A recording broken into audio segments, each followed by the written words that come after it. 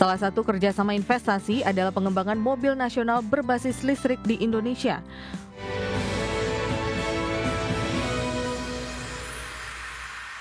Di mana konferensi tingkat tinggi Asia Pacific Economic Cooperation atau KTT APEC 2025 di Gyeongju, Republik Korea, Presiden Prabowo Subianto menegaskan manfaat teknologi artificial intelligence atau AI untuk mengatasi kemiskinan dan mencapai swasembada pangan.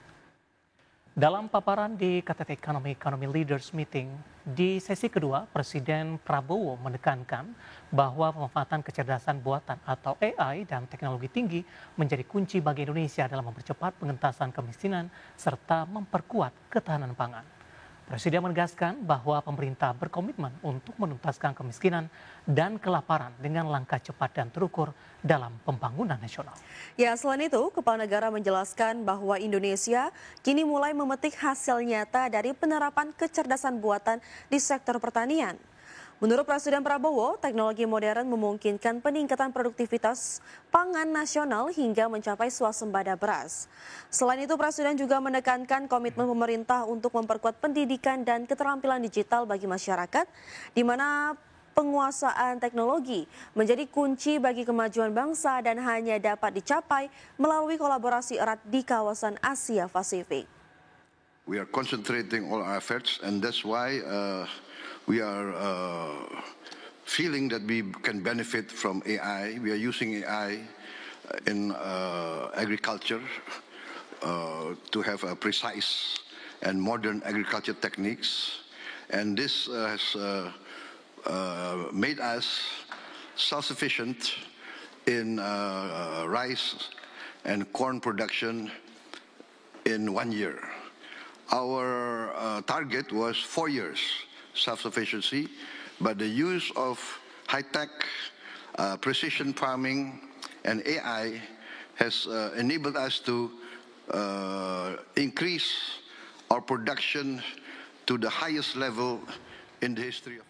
Berikutnya pemirsa, di sela-sela KTT APEC 2025 di Korea Selatan, Presiden Prabowo Subianto melakukan pertemuan bilateral dengan Presiden Republik Korea Lee Jae-myung. Dalam forum bilateral ini, Korea Selatan sepakat tertarik untuk kerjasama pengembangan mobil nasional di Indonesia. Pertemuan bilateral Indonesia dan Korea Selatan berlangsung di sela-sela konferensi tingkat tinggi kerjasama ekonomi Asia Pasifik atau APEC 2025 yang mencerminkan komitmen kedua negara untuk memperkuat kemitraan strategis di berbagai bidang.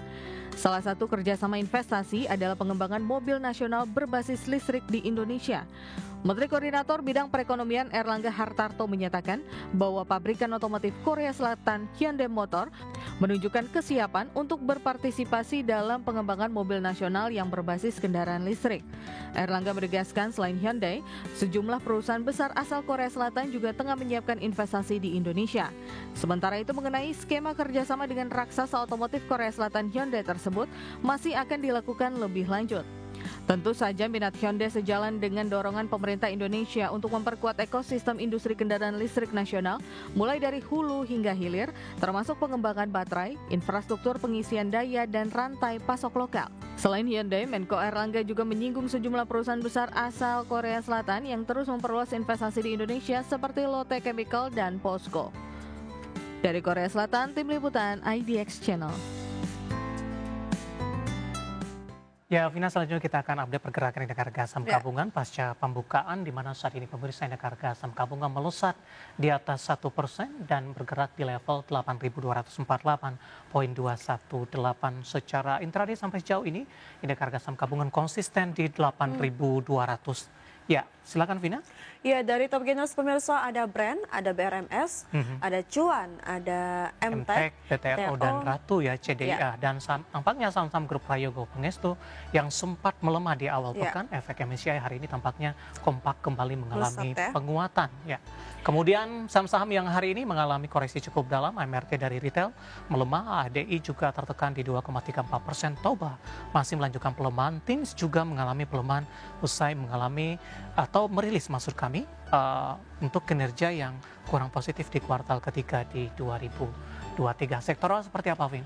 Dari sektoral pemirsa, cycling mengalami penguatan di 1,43%, Iya. dan sementara properti mengalami pelemahan di 0,33%. Melemah sendirian ya. Iya. IDX Finance juga menguat tipis, sementara infrastruktur ada brand di sana hari ini juga melaju cukup kencang di 1,21%, 1,23%. Ya, Iya. updatean 30 menit pasca pembukaan dan semoga bisa menjadi referensi bagi pemirsa IDX Channel.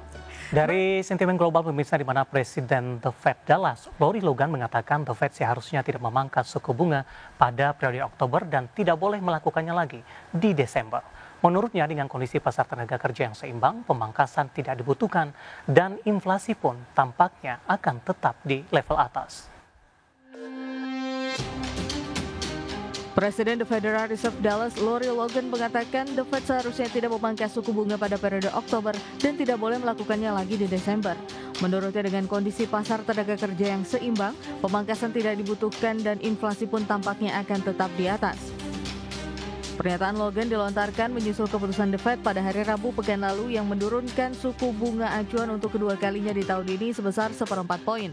Namun Logan tidak memiliki suara dalam Komite Penetapan Kebijakan The Fed tahun ini.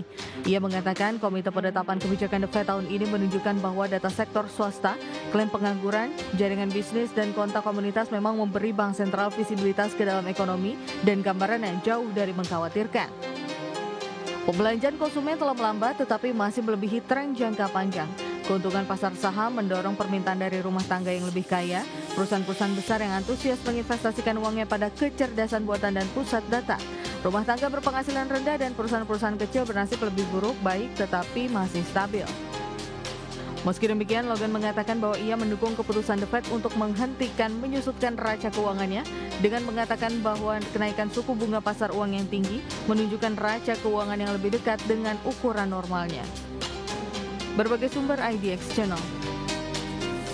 Dari Asia pemirsa, di mana China menangguhkan pembatasan ekspor logam tanah jarang dan mengakhiri investigasi terhadap perusahaan chip asal Amerika Serikat. Keterangan resmi yang dirilis Gedung Putih menjelaskan rincian kesepakatan dagang yang dicapai antara Presiden Donald Trump dan Presiden Xi Jinping yang bertujuan meredakan ketegangan antara dua ekonomi terbesar ke dunia tersebut.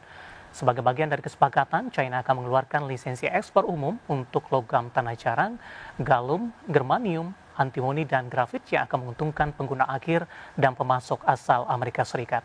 Di mana langkah ini secara efektif mencabut pengendalian ekspor yang diberlakukan Beijing pada April 2025 dan Oktober 2022.